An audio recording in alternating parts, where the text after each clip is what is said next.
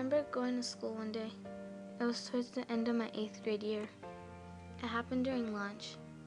A couple of guys called me fat.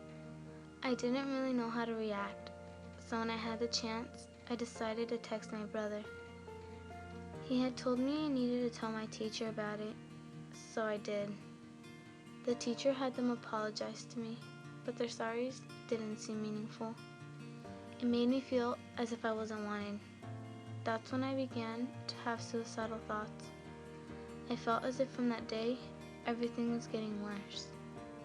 When I got home, I ran to my room and I burst into tears. I remember my mom going in there, her eyes all red and puffy, as if she had been crying too. She kept asking me what was wrong. I wouldn't tell her. She then began to cry. She told me I needed to start packing. That's the day she told me about her divorce. When I heard that, I was in such shock. They'd play along like they were so happy together, but behind the curtains, it was as if they hated each other. In that moment, I just wanted to disappear. It was just too much for me to process, as if my world were coming to an end. Then summer came, and I knew that's when we were moving out. I was actually kind of excited to be leaving my dad. It may sound kind of rude, but I didn't like the way he treated my mom. He always seemed to be putting her down, putting all the blame on her, when in reality, it was all him. I remember being in their room when he attempted to beat her. I was so scared, but I wasn't going to let him. I remember yelling, crying, thinking, what if he beats me too? My brother walked in when my dad raised his hand at me and my mom. Ever since then, I see my brother as my hero.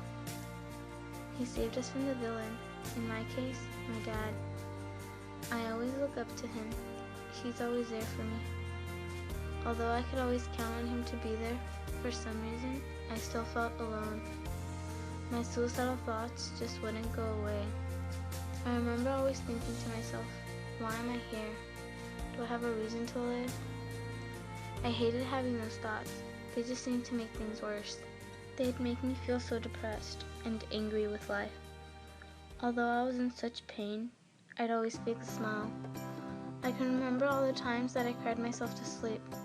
I felt like I had no one, like I was living on my own. Although it was just me and my mom now, the only times I'd see her would be weekends and if I stayed up at night to wait for her to get home from work.